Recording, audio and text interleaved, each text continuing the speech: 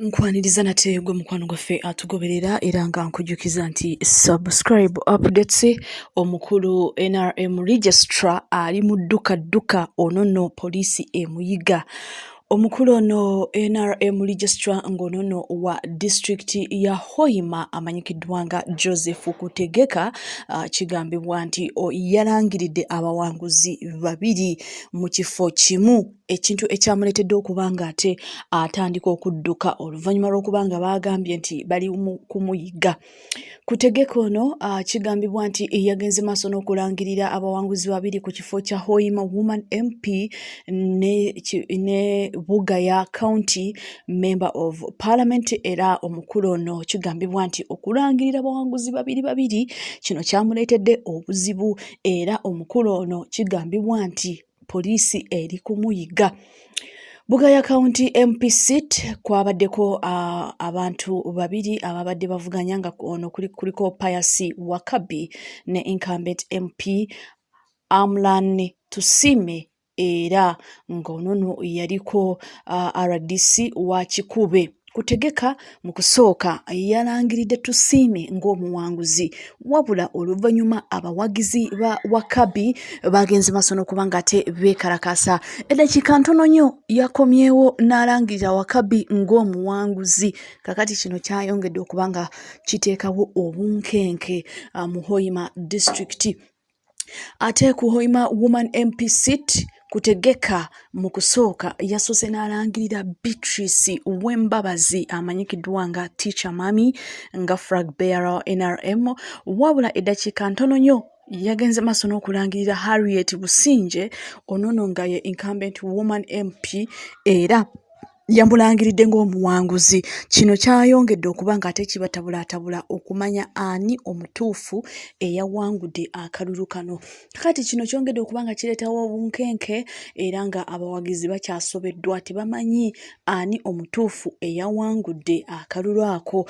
Okusinziira ku byavudde mu kulonda okwo, kigambibwa nti Wembabazi yabadde ng'awangudde ng'alina obululu 9598, ate nga Businje yabadde n'obululu 3844, era mu kifo ekyokusatu mwabaddemu Susan Asiimwe onono nga yafunye obululu 1225, wabula oluvannyuma lw'akaseera akatono nnyo registrar y'omu yavuddeyo n'alangirira Businje ng'omuwanguzi, ate nga agamba nti alina obululu ng'obwamu ne gwe yasoose okulangirira. Obululu buno nga yalangiridde nti afunye obululu 9598 obwabadde obwa Wembabazi. Kakati results zino zongedde okuba nga zitabulatabula abantu, era omukulu Electoral Commission Chairman owa NRM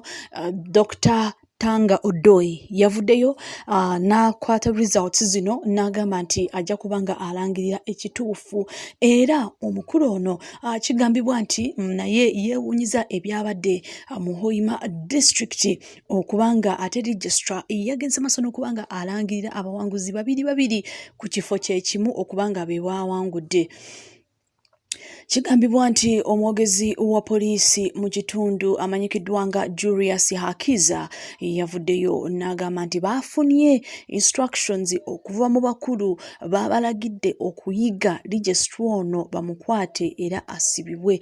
Era we twogerera kigambibwa nti poliisi yavuddeyo n'egamba nti ebintu ebyakoleddwa registrar ono bakyagenda maaso n'okuba nga bakola okunoonyereza, wabula ye ali ku dduka takyamanyi ekane mu kibira olw'ensonga nti bali mu kumunoonya okubanga abittotola ebyabadde mu kalulu ka Hoima district okuva ate n'alangirira abantu babiri ku buwanguzi.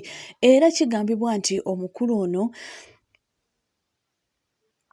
kigambibwa nti tasobola kubanga alangirira abantu babiri ku kifo kimu, ate ng'amanyi bulungi nti flag bearer ateekeddwa okubanga omuntu omu.